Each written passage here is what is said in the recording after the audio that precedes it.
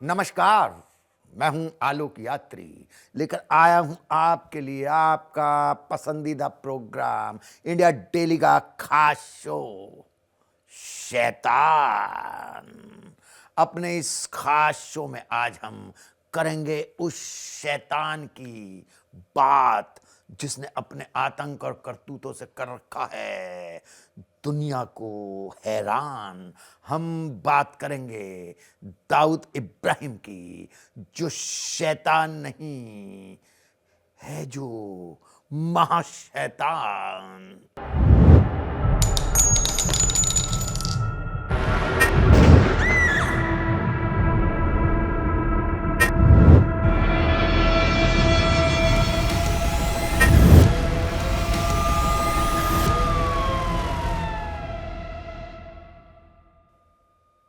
Drug तस्करी हो या फिर हो सोने की हेराफेरी, फिरौती का खेल या फिर आतंक फैलाना, दरिंदे दाऊद का मकसद है सिर्फ पैसा बनाना। कभी माया नगरी में चलता था उसका एक छत्र राज, अब पाकिस्तान में पनाह लेने को है मोहताज। 7 साल की उम्र से ही करने लगा था अपराध, हवलदार पिता ने ही पहली बार किया था गिरफ्तार। लेकिन जुर्म की दुनिया का बना वो कैसे बेताज बादशाह, इस कहानी में छिपा है उसके गुनाहों का हर राज।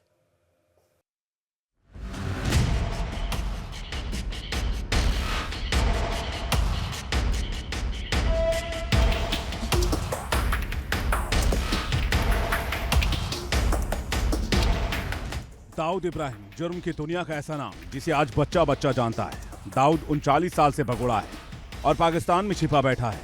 93 के मुंबई बम धमाकों में वो मुख्य आरोपी है। भारत में कई आतंकी हमलों में शामिल रहा है। 1986 में जब मुंबई पुलिस दाऊद को पकड़ने के लिए उसके दफ्तर पहुंची तो वो गायब था। दाऊद का नेटवर्क कितना मजबूत है, इस बात का अंदाजा इससे लगाया जा सकता है कि वो पुलिस के पहुंचने से 10 मिनट पहले ही फरार हो चुका था। साल 2011 में फोर्ब्स मैगजीन ने दाऊद को दुनिया का मोस्ट वांटेड अपराधी माना था, जिसे गिरफ्तार करने की कोशिश की गई लेकिन वो अब तक पकड़ा नहीं गया। अंडरवर्ल्ड की दुनिया में अभी भी दाऊद इब्राहिम के नाम का सिक्का चलता है। साल 1955 में पैदा होने वाला दाऊद 7 साल की उम्र में ही अपराध करने लगा था। दाऊद के पिता इब्राहिम कासकर मुंबई पुलिस में हवालदार थे। दाऊद को पहले जुर्म के लिए भी उसके पिता ने ही गिरफ्तार किया था। दाऊद बचपन से ही शाही जिंदगी जीना चाहता था, जिसके लिए वो चोरी, डकैती और उसके बाद तस्करी करने लगा। उसकी हरकतें देख पिता ने उसे पहले समझाया, लेकिन जब उसने जुर्म का रास्ता नहीं छोड़ा तो पिता ने दाऊद को घर से निकाल दिया, जिसके बाद वो करीम लाला के गैंग में शामिल हो गया। साल 1980 के दौर में करीम लाला और हाजी मस्तान के गैंग का राज था, लेकिन दाऊद दोनों गैंगस्टर्स को पीछे छोड़ जुर्म की दुनिया का बेताज बादशाह बन गया। दाऊद इब्राहिम अंडरवर्ल्ड डॉन है, लेकिन दाऊद इब्राहिम को डॉन बनाने में आखिर किन लोगों की भूमिका है? वो कौन लोग हैं जिन्होंने दाऊद को अंडरवर्ल्ड की दुनिया में कामयाबी दिलाई? कौन लोग हैं जिनके सहारे दाऊद पूरी डी कंपनी खड़ा कर पाया? कौन है वो शैतान जो दाऊद के एक इशारे पर किसी को भी मौत के घाट उतार देते हैं? साल 1993 में मुंबई में हुए धमाकों में एक दो नहीं, हजारों नहीं, बल्कि करोड़ों परिवार बर्बाद हो गए। जांच में इन धमाकों के पीछे दाऊद इब्राहिम का हाथ होने की बात सामने आई थी, लेकिन दाऊद इब्राहिम लगातार 1993 में मुंबई में हुए बम धमाकों में अपना हाथ होने से इनकार करता आ रहा था। हालांकि जांच जब पूरी हुई तो उसमें यह साफ हो गया कि इन धमाकों के पीछे अकेले दाऊद इब्राहिम का ही हाथ नहीं, बल्कि उसके हाथ थामे कई और हाथ ऐसे थे जिन्होंने मुंबई धमाकों की साजिश रची थी। दाऊद को जुर्म की दुनिया का सरताज बनाने के लिए वैसे तो हजारों लोगों की टीम है, लेकिन डी कंपनी में 4 ऐसे खास लोग हैं जो दाऊद का दिल, दिमाग और हाथ पैर सब कुछ है। इन्हीं लोगों के कंधों पर डी कंपनी का भार है। ये लोग हैं टाइगर मेमन, जावेद चिकना, अनीस इब्राहिम और छोटा शकील। यही 4 खास लोग हैं जो दाऊद से सीधा संपर्क में रहते हैं। कहा जाता है इन 4 लोगों के अलावा दाऊद किसी से नहीं मिलता। सोने की तस्करी हो या फिर ड्रग्स तस्करी या फिर आतंकी धमाकों का टेंडर, दाऊद हर फैसला इन्हीं लोगों की सलाह पर लेता है। इसी नियम के चलते डी कंपनी की जुर्म की इमारत आज भी मजबूती से खड़ी है। लेकिन अब बड़ा सवाल यह है कि आखिर ये लोग दाऊद के इतने खास कैसे बन गए। दाऊद के खास लोगों की लिस्ट में पहले नंबर पर जो नाम है वो है टाइगर मेमन। टाइगर मेमन का बचपन दक्षिण मुंबई के मोहम्मद अली रोड इलाके में बीता। मुंबई धमाकों के दोषी याकूब मेमन को भले ही फांसी दे दी गई हो, लेकिन धमाकों का मुख्य साजिशकर्ता उसका बड़ा भाई टाइगर मेमन अभी भी आजाद घूम रहा है। टाइगर मेमन का मन पढ़ने में नहीं लगता था। वो अक्सर स्कूल में लड़कों से झगड़ा किया करता था, अमीरों की तरह रहता था। इसी सपने को पूरा करने के लिए वो अपराध की दुनिया में उतरा। शुरुआती दौर में टाइगर मेमन के पिता ने टाइगर मेमन की जबरन पढ़ाई शुरू करवा दी। टाइगर मेमन ने भी मजबूरी में पढ़ाई शुरू कर दी, लेकिन उसका मन कभी भी पढ़ाई में नहीं लगा।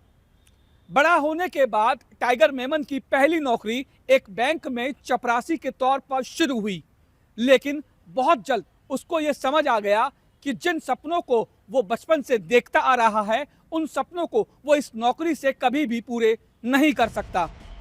साल 1980 में टाइगर मेमन ने सोने की तस्करी शुरू की, जिसमें उसे मोटी रकम मिला करती थी। टाइगर जल्द ही सोने की तस्करी का एक बड़ा तस्कर बन चुका था।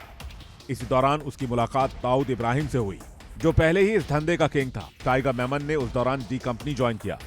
दाऊद इब्राहिम टाइगर को जो भी टास्क देता था, टाइगर मेमन दाऊद की उम्मीदों से कहीं ज्यादा खरा उतरता था। इसी को लेकर वो दाऊद का खास बनता चला गया। दाऊद का दूसरा खास है जावेद चिकना। शुरुआत में जावेद चिकना एक ट्रैवल एजेंसी चलाया करता था, लेकिन इस काम में उसका कभी मन लगा नहीं। जावेद चिकना जल्द पैसा कमाना चाहता था। 1988 में वो गुनाह की स्याह गलियों में चल पड़ा और दाऊद की डी कंपनी से जुड़ा। बताया जाता है कि दाऊद जावेद चिकना पर इतना विश्वास करता था कि कई बार कई अहम फैसले जावेद चिकना दाऊद इब्राहिम की जानकारी के बगैर भी ले लेता था। आज की तारीख में जावेद चिकना फरार है, लेकिन वो कहां है ये किसी को पता नहीं है। अनीस इब्राहिम दाऊद इब्राहिम का सिर्फ छोटा भाई ही नहीं, बल्कि पूरी डी कंपनी को चलाता है। डी कंपनी के सभी ऑपरेशंस को अंजाम देने की जिम्मेदारी दाऊद इब्राहिम ने अनीस को सौंपी। दाऊद के चौथे खास का नाम है छोटा शकील। साल 1988 में छोटा शकील ने डी कंपनी ज्वाइन की, लेकिन शुरुआती कई सालों तक दाऊद इब्राहिम ने छोटा शकील को हर तरह से परखा। जब वो हर उम्मीद पर खरा उतरा तो छोटा शकील दाऊद का खास बन गया। छोटा शकील ने बड़े बड़े ऑपरेशंस को अंजाम दिया, यहां तक कि वो दाऊद की उम्मीदों से ज्यादा उसके विश्वास पर भी खरा उतरा। इतना ही नहीं, दाऊद के एक इशारे पर छोटा शकील हत्या, वसूली और किडनैपिंग की वारदातों को चुटकियों में अंजाम दे दिया करता था। यही कारण था कि छोटा शकील बहुत जल्द दाऊद के करीब आ गया। टाइगर मेमन, जावेद चिकना, अनीस इब्राहिम और छोटा शकील की डी कंपनी में क्या अहमियत है, इसका अंदाजा अब तक आपको लग गया होगा। अगर किसी को दाऊद से मिलना है तो उसे छोटा शकील के पास जाना ही होगा। अगर छोटा शकील चाहेगा तभी कोई दाऊद इब्राहिम से मिल सकता है। हालांकि इन चारों लोगों की डी कंपनी में अहम भूमिका है, जिसके दम पर ये शैतान दुनिया को परेशान कर रहे हैं। Bureau report, India daily. Dawood को दबोचने के लिए 39 साल पहले शुरू हुआ था एक सीक्रेट मिशन, जिसकी बदौलत मुंबई की पुलिस लिखने वाली थी एक नया इतिहास, जिससे देश का दुश्मन होता सलाखों के पीछे। वो तड़पता, गुहार लगाता और कानून से मांगता पनाह, लेकिन हुआ कुछ ऐसा जो मुंबई पुलिस के लिए किसी सदमे से कम नहीं था। नाकामी की वह तस्वीर मुंबई पुलिस को आज भी मुंह चिढ़ाती है। क्या थी नाकामी की कहानी, देखते हैं इस स्पेशल रिपोर्ट में। सर दाऊद इब्राहिम,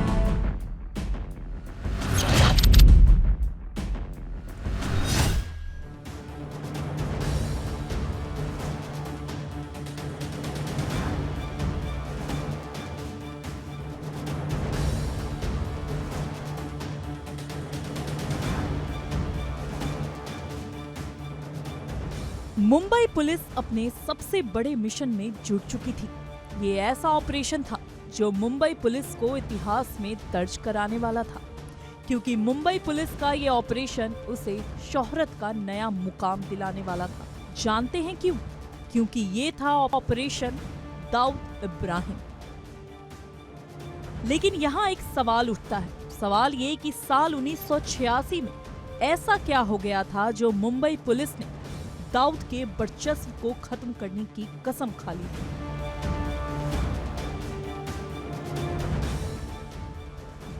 आखिर क्यों मुंबई पुलिस दाऊद इब्राहिम को पाल पोस रही थी और आखिर क्यों वही मुंबई पुलिस दाऊद इब्राहिम को सलाखों के पीछे पहुंचाने पर आमदा हो गई थी?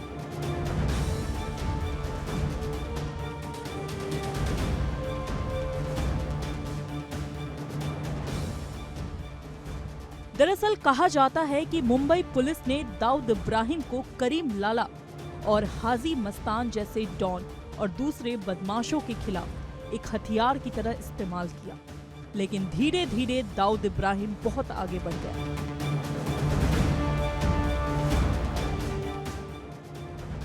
दाऊद का कद क्राइम की दुनिया में लगातार बढ़ता देख मुंबई पुलिस ने सोचा कि अगर दाऊद को रोका नहीं गया तो उनके लिए दाऊद के गिरेबान तक पहुंचना नामुमकिन हो जाएगा।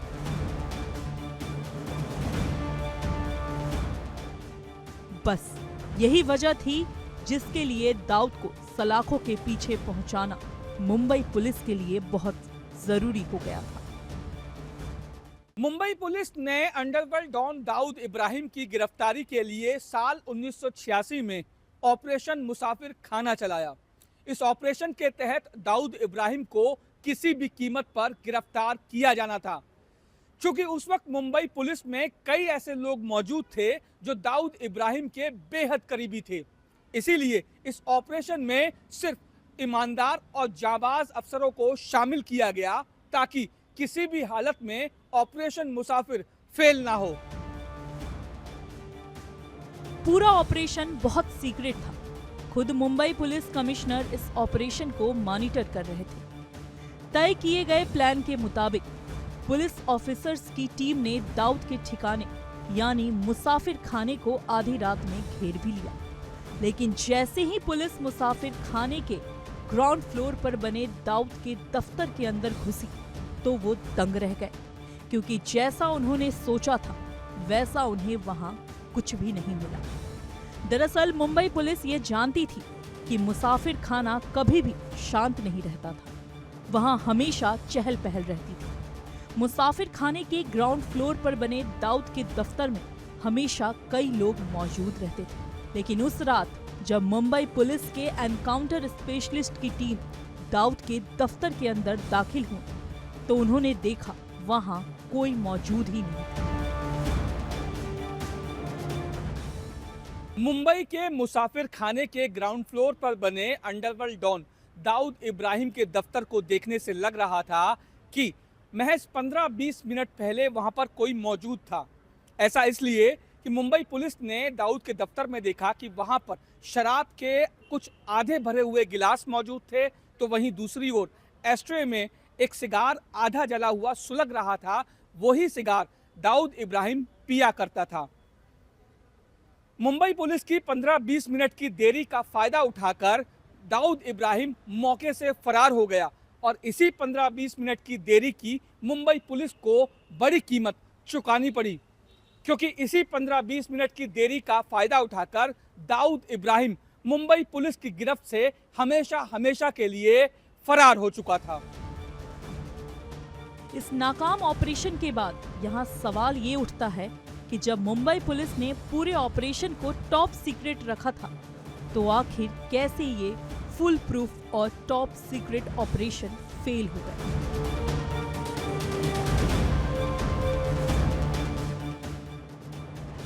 मुंबई पुलिस के मुताबिक इस ऑपरेशन की जानकारी सिर्फ तत्कालीन Mumbai police commissioner DS Soman के अलावा 4 दूसरे सीनियर पुलिस अधिकारियों को ही थी। यहाँ तक कि ऑपरेशन की जानकारी टीम के दूसरे लोगों तक को नहीं दी गई थी। ऐन वक्त पर इस ऑपरेशन की जानकारी साझा की गई थी।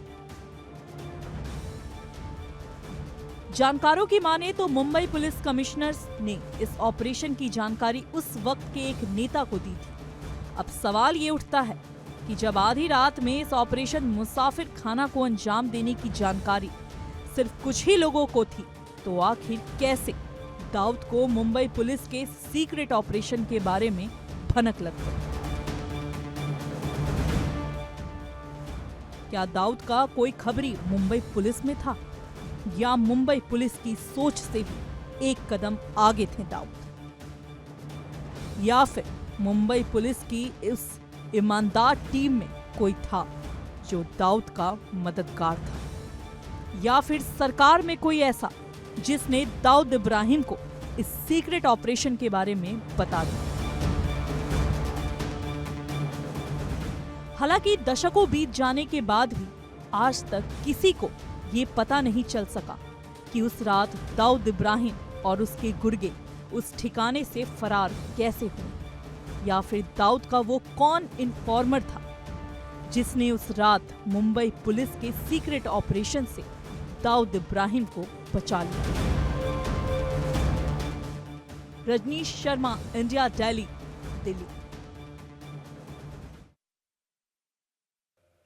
एक वक्त में दाऊद इब्राहिम और छोटा राजन थे पक्के यार, अब हैं एक दूसरे के खून के तलबगार।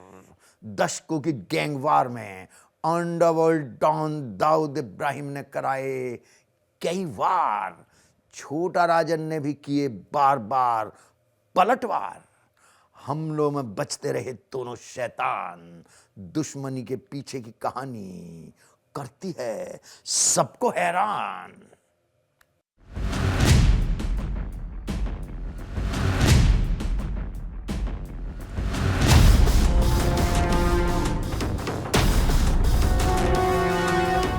नब्बे के दशक में मुंबई में सिर्फ एक नाम की तूती बोलती थी, ये नाम था दाऊद इब्राहिम।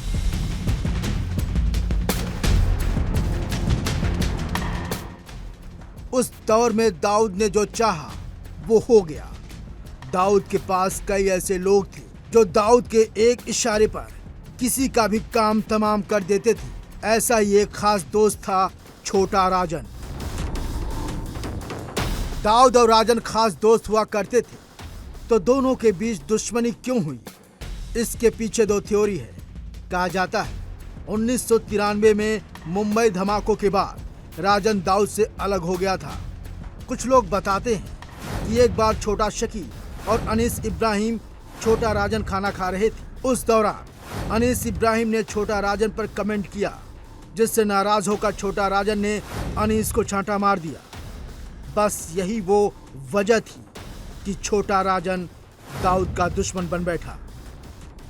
छोटा राजन ये अच्छी तरह जानता था कि दाऊद के भाई पर हाथ उठाना उसे बहुत महंगा पड़ेगा और दाऊद किसी भी कीमत पर उसे नहीं छोड़ेगा। यही वो वजह थी जिसने दाऊद इब्राहिम और छोटा राजन के बीच अलगाव पैदा कर दिया था। दाऊद और छोटा राजन दोनों एक दूसरे को मारने का प्लान बनाते रहे। दाऊद ने छोटा राजन पर कई बार जानलेवा हमला करवाया, लेकिन उसकी तकदीर उसे बचाती रही। साल 2000 में बैंकॉक के एक होटल में दाऊद के लोगों ने छोटा राजन पर हमला किया था। कई राउंड फायरिंग हुई थी, लेकिन वो बचकर भाग निकला। मुंबई बम धमाकों के बाद छोटा राजन दाऊद इब्राहिम से अलग हो चुका था। दोनों एक दूसरे के जानी दुश्मन बन चुके थे। दोनों किसी भी कीमत पर एक दूसरे को खत्म करने के लिए नई नई प्लानिंग और हमले करवाते रहे। दरअसल दाऊद इब्राहिम के कई गुर्गों की हत्या कर छोटा राजन बैंकॉक भाग गया था। कई हमलों में छोटा राजन ने दाऊद इब्राहिम के कई शूटरों और गुर्गों की हत्या करवा दी थी। छोटा राजन का वर्चस्व लगातार बढ़ता देख दाऊद ने अपने सबसे करीबी और बड़े शार्प शूटर मुन्ना झिंगरा को छोटा राजन का काम तमाम करने के लिए बैंकॉक भेजा। मुन्ना झिंगरा अपने साथी शूटर्स के साथ छोटा राजन के घर पहुंचा। कई राउंड गोलियां चली, खून भी बिखरा, लेकिन छोटा राजन खिड़की से कूद गया। लेकिन इस हमले में छोटा राजन के सबसे खास शूटर रोहित वर्मा की मौत हो गई। डॉन छोटा राजन को खत्म करने के लिए अंडरवर्ल्ड डॉन दाऊद इब्राहिम ने अपने सबसे बड़े और सबसे खतरनाक शूटर मुन्ना झिंगारा को बैंकॉक भेजा। मुन्ना झिंगारा 15 सितंबर 2000 को छोटा राजन के ठिकाने पर अपने कुछ और शार्प शूटर के साथ पहुंचा और उसने ताबड़तोड़ एक के बाद एक कई गोलियां चला दी, खून बहा, लेकिन छोटा राजन अपने घर की खिड़की से नीचे कूद गया। ऐसे में मुन्ना झिंगारा को लगा कि छोटा राजन को गोली लगी है और वो इतनी ऊंचाई से नीचे कूदा है तो वो बचा नहीं होगा। यही सोच के मुन्ना झिंगारा वहां से चला गया, लेकिन किस्मत ने छोटा राजन का साथ दिया और छोटा राजन बच गया। हालांकि इस हमले में छोटा राजन के सबसे करीबी और सबसे खासम खास रोहित वर्मा को गोली लगी थी, जिसमें उसकी मौत हो गई। इसी मौत का बदला लेने के लिए छोटा राजन ने दाऊद इब्राहिम के सबसे खासम खास पर भी हमले किए। डी कंपनी की ओर से हुए हमले में छोटा राजन को ठीक होने में काफी लंबा वक्त लगा। छोटा राजन ने कई बार अंडरवर्ल्ड डॉन दाऊद इब्राहिम को दुबई में मारने की कोशिश की, लेकिन वो कामयाब नहीं हो पाया, जिसके बाद डॉन छोटा राजन ने दाऊद इब्राहिम की रीढ़ की हड्डी तोड़ने के लिए शरद शेट्टी उर्फ बड़ा इडली को निशाना बनाया। छोटा राजन दाऊद इब्राहिम को ऐसी चोट देना चाहता था जिससे दाऊद उबर न सके। उसके बाद छोटा राजन ने शरद शेट्टी को निशाना बनाने की ठानी। छोटा राजन दाऊद तक नहीं पहुंच सका, इसलिए छोटा राजन ने दाऊद के दुबई में सारा काम देख रहे शरद शेट्टी को मारने का प्लान बनाया। 19 जनवरी 2003 ये वो तारीख थी जब अंडरवर्ल्ड की दुनिया में वड़ा इडली के नाम से जाने जाने वाले और अंडरवर्ल्ड डॉन दाऊद इब्राहिम के सबसे खास आदमी शरद शेट्टी की कई गोलियां मारकर हत्या कर दी गई। 19 जनवरी 2003 को शरद शेट्टी दुबई में अपनी मर्सिडीज कार से इंडिया क्लब पहुंचे थे। उस वक्त उनके साथ उनकी पत्नी और कुछ दोस्त मौजूद थे। बताया जा रहा है कि जैसे ही शरद शेट्टी इंडिया क्लब के डाइनिंग हॉल की तरफ बढ़े, तभी पहले से ही वहां मौजूद छोटा राजन के 4 शूटरों ने एक के बाद एक ताबड़तोड़ 7 गोलियां मारकर शरद शेट्टी की हत्या कर दी। इस वारदात में एक गोली शरद शेट्टी की पीठ में लगी, जबकि बाकी 6 गोलियां शरद शेट्टी के सिर में मारी गई थी। शरद शेट्टी की हत्या के बाद डॉन दाऊद इब्राहिम आग बबूला हो गया। हालांकि उसने ठंडे दिमाग से काम लिया और चुपचाप पाकिस्तान भाग गया। छोटा राजन और दाऊद इब्राहिम एक दूसरे के लोगों को निपटाते रहे, लेकिन अब तक ना तो छोटा राजन दाऊद इब्राहिम को मार सका और ना ही दाऊद इब्राहिम छोटा राजन का कुछ बिगाड़ सका। दोनों शैतानों के बीच अब तक दुश्मनी बरकरार है। छोटा राजन तिहाड़ जेल में है, दाऊद इब्राहिम पाकिस्तान में रहकर शैतानी प्लानिंग में जुटा है। Bureau report, India daily.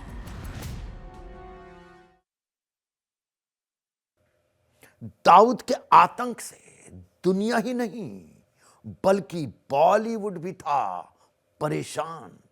एक इशारे पर किसी का भी हो जाता था मर्डर। बॉलीवुड की कई एक्ट्रेस पर दाऊद इब्राहिम की थी तिरछी नजर।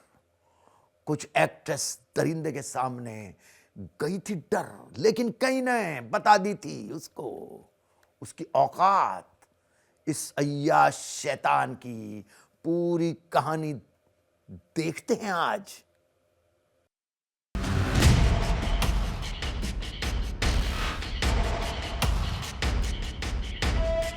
एक दौर था जब दाऊद इब्राहिम दहशत का दूसरा नाम हुआ करता था, लेकिन आज यह भगोड़ा जान बचाने के लिए पाकिस्तान में चिपा बैठा है। यह शैतान डी कंपनी के जरिए अभी भी दुनिया को आतंकित करता है। दाऊद के इशारे पर अभी भी किसी का भी कहीं पर कत्ल कर दिया जाता है। दावा किया जाता है कि जिस शख्स पर डॉन दाऊद की काली नजर पड़ गई, उसका काम तमाम होना तय है। 90 के दशक में मुंबई में दाऊद का सिक्का चला करता था। बिल्डर, ड्रग्स कारोबारी, हथियार तस्कर समेत सभी लोगों को दाऊद अपने इशारे पर नचाता था। लेकिन क्या आपको पता है कि अंडरवर्ल्ड डॉन बहुत बड़ा अय्याश है। वो हर रोज बॉलीवुड में काम करने वाली लड़कियों को धमकाता था। बॉलीवुड में काम करने वाले नए लोगों पर शैतान की बुरी नजर रहती थी। दाऊद के लिए काम उसका खास गुर्गा छोटा शकील करता था, क्योंकि बॉलीवुड को छोटा शकील ही हैंडल करता था। उस वक्त दाऊद इब्राहिम की काली नजर कई एक्ट्रेसेस पर पड़ी, जिन्हें दाऊद इब्राहिम ने बुलाने के लिए कई हथकंडे अपनाए। लेकिन कुछ दाऊद के डर के सामने झुक गई, तो कुछ ने डॉन को उसकी औकात बताई। माधुरी दीक्षित, ममता कुलकर्णी, जैस्मीन, मंदाकिनी, मोनिका बेदी, ये वो कुछ नाम हैं जिन्हें शैतान दाऊद इब्राहिम ने लगातार परेशान किया। बताया जाता है कि धक धक गर्ल माधुरी दीक्षित की फिल्म खलनायक के सुपरहिट होने के बाद दाऊद इब्राहिम ने माधुरी को दुबई बुलाया था, लेकिन माधुरी दीक्षित ने डॉन को औकात दिखाते हुए इससे साफ इनकार कर दिया, क्योंकि उस वक्त माधुरी दीक्षित कामयाबी की बुलंदियों को छू चुकी थी। हालांकि इन बातों का कोई पुख्ता सबूत नहीं है, लेकिन उस दौरान ये अफवाहें खूब उड़ाई गई। बात की जाए 1980 में आई हॉरर फिल्म वीराना की, इस फिल्म में मुख्य भूमिका निभाने वाली एक्ट्रेस जैस्मीन पर भी दाऊद की बुरी नजर थी। जैस्मीन को अंडरवर्ल्ड से कई बार धमकी भरे कॉल्स भी आए थे। हालांकि इस तरह के धमकी भरे कॉल से जैस्मीन बहुत परेशान हो गई थी। वो अंडरवर्ल्ड डॉन दाऊद से बचने के लिए अचानक कहीं गायब हो गई। पिछले 35 सालों से जैस्मीन कहां है, किस तरीके की जिंदगी जी रही है, कोई नहीं जानता। कहा यह भी जाता है कि उस दौरान अंडरवर्ल्ड के लोगों ने जैस्मीन का अपहरण कर लिया। कुछ का यह भी कहना है कि फिलहाल जैस्मीन गुमनामी की जिंदगी जी रही है ताकि अंडरवर्ल्ड डॉन दाऊद इब्राहिम की नजर उस पर ना पड़े। साल 1985 में राज कपूर की फिल्म राम तेरी गंगा मैली रिलीज हुई। इस फिल्म में सभी कलाकारों ने शानदार अभिनय से दर्शकों का दिल जीता था, लेकिन दाऊद इब्राहिम की काली नजर अभिनेत्री मंदाकिनी पर पड़ी। साल 1990 में मंदाकिनी और अंडरवर्ल्ड डॉन दाऊद इब्राहिम की अफवाहें उड़ी। इन अफवाहों को बल तब मिला जब मंदाकिनी को कई जगह दाऊद इब्राहिम के साथ स्पॉट किया गया। हालांकि मंदाकिनी ने हर बार सभी अफवाहों का खंडन करते हुए दाऊद से मिलना महज एक संयोग बताया। हालांकि इन सब अफवाहों को बल तब मिला जब शारजहां में भारत पाकिस्तान के मैच के दौरान मंदाकिनी को अंडरवर्ल्ड डॉन दाऊद इब्राहिम के साथ बैठे हुए की तस्वीरें सामने आई। हालांकि मंदाकिनी ने इन अफवाहों को सिरे से नकार दिया और कहा कि दाऊद से मिलना महज एक संयोग था, इसके सिवा और कुछ नहीं। दाऊद इब्राहिम की काली लिस्ट में ममता कुलकर्णी का नाम भला कैसे छूट सकता है। 90 के दशक में ममता कुलकर्णी अपनी बोल्ड और ग्लैमरस एक्टिंग और अदा के लिए खूब मशहूर थी। ममता कुलकर्णी का फिल्मी करियर जितनी तेजी से ऊपर गया, उतनी ही तेजी से नीचे भी आया। ममता कुलकर्णी और छोटा राजन के बीच अफेयर की खबरें सामने आई, जिसने खूब तेजी पकड़ी थी। ममता कुलकर्णी तब और ज्यादा विवादों में आ गई थी जब विक्की गोस्वामी के साथ ममता कुलकर्णी का नाम जोड़ा गया। उस वक्त ये बात भी सामने आई थी कि ममता कुलकर्णी ने विक्की गोस्वामी से शादी कर ली। शादी के बाद ये लोग केनिया में सेटल हो गए थे।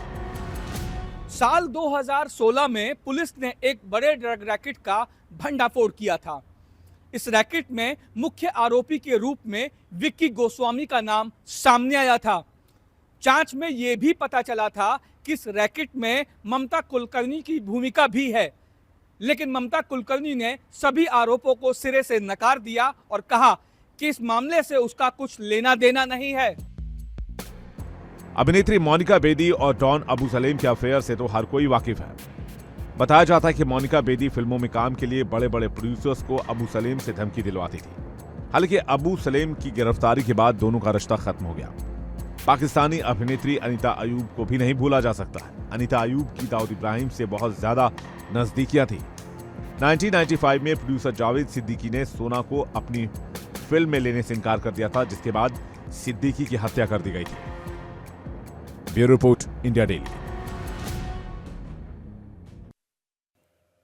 हमारे शो में आज बस इतना ही। अगली मुलाकात तक आप रहिए सावधान, क्योंकि आसपास कहीं भी हो सकता है शैतान।